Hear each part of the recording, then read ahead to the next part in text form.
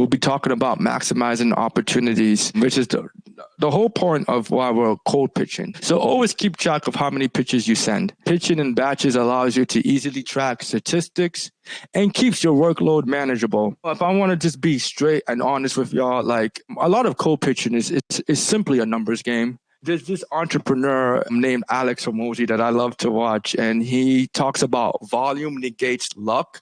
And basically, the more people you reach out to, the more luckier you will be. And I do often realize, just in any aspect of life, that when I'm speaking to people about maybe their freelance medical writing business, or maybe the job application process for becoming a pharmacist, or just any type of goal or business goal someone's trying to reach, I do feel like people don't have a proper perspective of how many people you really need to reach out to really gain success. I know for me, when I was doing it, I was cold pitching. I was sending cold emails, maybe about 5 to 10 cold emails a day. I know it's a lot of work, but if you really want to be a freelance medical writer, I do think that's part of it. So I think a lot of it is a numbers game. At least for me, that was my experience. I know there's all different types of way to gain work, but for me, it was definitely a numbers game. And so, yeah, it's definitely important to track your messages and follow up with those people who may have responded or not. Now, in terms of response times, obviously, it's wise to not expect people to respond so quickly to you. I like to tell myself, be impatient with action, be patient with results. People aren't just gonna like just, oh my gosh, Jamie or Ike or thing like reached out to me. Let me just immediately respond, especially if they don't know you. So give it some time. We're not obligated to any responses, but one thing that I would definitely say that helps is following up. For me, if I ignore a cold message or a cold pitch, I might do it one time, but if someone reaches out to me twice, to me, that says something like, oh, this guy actually really cares, and whatever he wants to do with me, he cares a lot about that. And for me, I think that in itself is valuable. And so people get tons of emails. And like I said in the beginning, like, I think one of the things about cold pitching that's important is not personalize it. If someone doesn't respond to you, or if someone says no, don't start to self-identify with that action and be like, oh, like I'm not a great freelance medical writer or yada yada. None of it is really true. The reality is the person's really busy, or they may have not read your email, or they may not even be interested.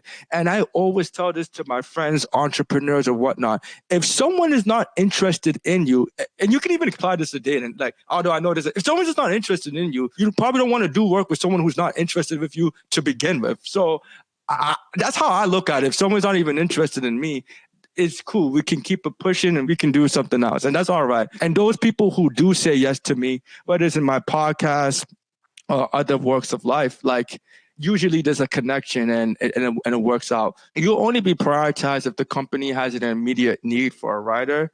And yeah, that's another thing too. Like, sometimes, like, there's just not a need for whatever they have, you know? And as a business, it wouldn't make sense to hire someone if they don't need you. So sometimes it's just a timing thing too. And another thing about cold pitching too is, like, response times are much longer. And this has happened to me so many times where I will pitch to somebody and I might get a response. I might not get an immediate response. Someone might say no to me at the first time, but then literally like 2-3 months later, like, they will reach out. Hey, like, I saw your cold email. Like, are you still interested in freelance? I'm still doing medical writing with us. That has happened to me a lot. That's why cold pitching has its values, and I wouldn't just dismiss it just because you don't immediately get a yes. Now, if you don't get responses, yeah, definitely need to reconsider your approach. What does your approach look like? There's all types of things. Can your pitch be improved? Have you tried in-person connections? Could you partner with business owners? Maybe you can try another batch of people. And definitely keep track of your follow-ups. Is my messaging clear enough?